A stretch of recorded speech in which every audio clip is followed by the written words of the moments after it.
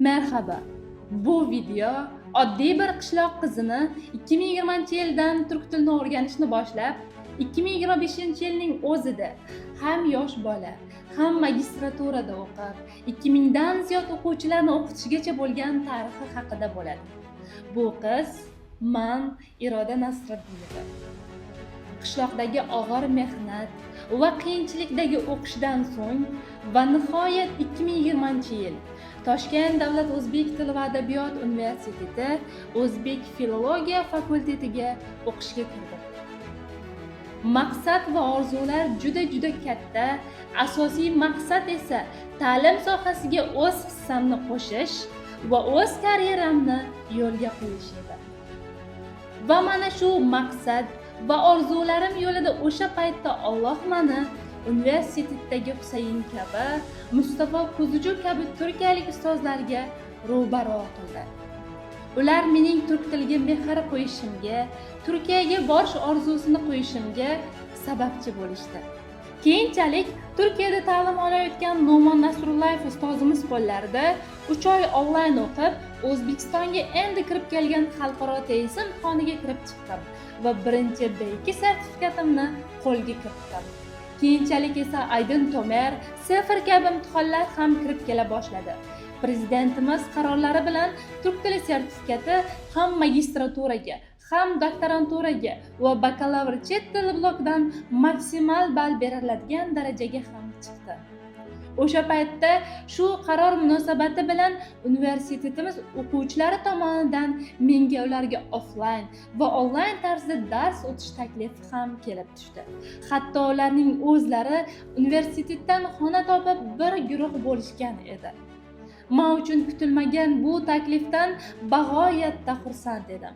Bu mening ustozlik karyeramda o'sishim uchun birinchi qadamlardan biri edi. Va shu bilan birgalikda juda katta mas'uliyat ham edi. Allohga shukr, yuzimiz yorug' bo'ldi. Shu guruh o'quvchilarimning 100% imtihonga kirib 100% natija ko'rsatishdi. Bu esa birinchidan o'quvchilarim soni ko'payishiga va universitetdagi ustozlarni ham e'tiboriga tushishimga sababchi bo'ldi. Natijada esa kafedradagi va dekanatdagi ustozlarimizga ham turk tili bo'yicha ustozlik qilish va ularning ham sertifikat olib doktoranturaga kirishlariga o'z hissamni qo'shishlik baxti nasib etdi. Undan keyin esa o'quvchilar orasida talab bo'lganligi uchun onlayn tarzda ham darslarni boshlab yubordik.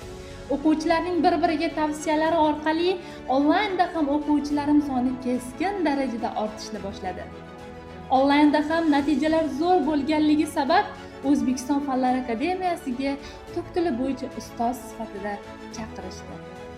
U yerda ishlaydigan ko'plab xodimlarga ham dars o'tib, Turkiyadagi ilmiy faoliyatlarini olib borishlari uchun sababchi bo'ldi. 2023-yilda Sefir tizimini o'rganish uchun o'quvchilarim bilan birgalikda sertifikat imtihoniga kirib chiqdim va birinchi urinishdayoq C1 darajali sertifikatni ham qo'lga kiritdim. Bu natijalarimni ko'rgan ommaviy axborot vositalarini tashkillashtiruvchi xodimlar erishgan yutuqlarimni ulashish va o'z tengqurlarimga turk tili imtihonlari haqida ma'lumot berishim uchun Foreign Language kanaliga 2 marotaba taklif qilishdi. Undan tashqari esa 2024-yil turk tili sohasida O'zbekistondagi eng katta proyektlardan biri bo'lgan ko'zi ojizlarga turk tilini o'rgatish bo'yicha loyiha muallifi bo'lishga muvaffaq bo'ldim.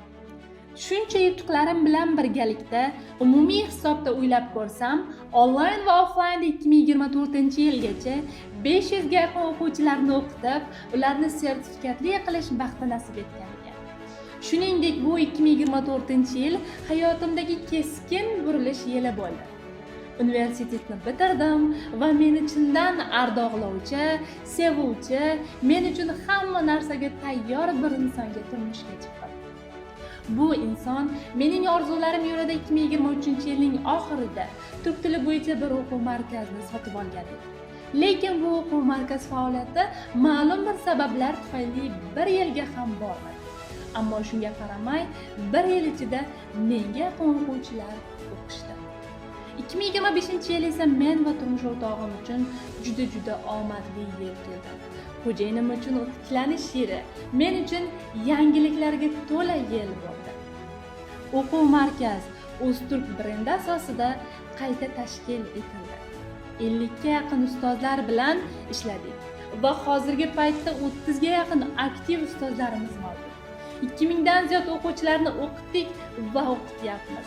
Kurs oxirigacha borib imtihonga kirgan 500 ga yaqin o'quvchilarni sertifikat olishliklariga sababchi bo'ldik.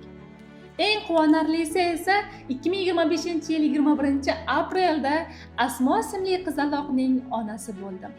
1 yil kechikib bo'lsa-da magistratura talabasi bo'ldim va hozirda Toshkent davlat o'zbek tili va adabiyot universitetida 1-kurs magistrantiman va yana bir qancha faxrlanarli yutuqlarga erishdim. Xususan xalqaro konferensiya va jurnallarda maqolalarim e'lon qilindi. Bularni nima uchun sizga aytyapman? Maqtanish uchun emas. 2024-yil men juda qo'rqardim. 2025-yil magistraturaga topshirsam, yosh bolam bilan yana shuncha o'quvchilarni o'qitgan holatimda qanday qilib barchasiga ulguraman deb. Ammo Allohga hamma narsa oson ekan. O'ziga tavakkal qilganlik o'zi yo'l ko'rsatdi va ko'rsatyapti. To'g'ri, hozir oson bo'lmayapti. Juda qiyin, charchayapman, kam uxlayapman, lekin uddalayapman. 2 yillik qiyinchilik o'tadi-yu ketadi. Muhimi to'xtamaslik. Shu fikr bilan hozirgacha to'xtamasdan harakat qilyapman. Bu qilgan mehnatlarim qachondir samarasini berishiga chin dildan ishonaman. Shuning uchun sizga ham maslahatim. Vaqtingiz yo'q bo'lsa, ishingiz ko'p bo'lsa ham, yosh bolangiz bo'lsa ham, yoshingiz katta bo'lsa ham, nimadir o'rganmoqchimisiz yoki nimadir qilmoqchimisiz, qo'rqmang. Allohning o'zi to'g'ri yo'l ko'rsatadi. Muhimi boshlab olishlik. Axir aytishadi-ku, boshlash bu o'sha ishning yarmi tugatildi degani. Masalan, turk tili o'rganmoqchimisiz?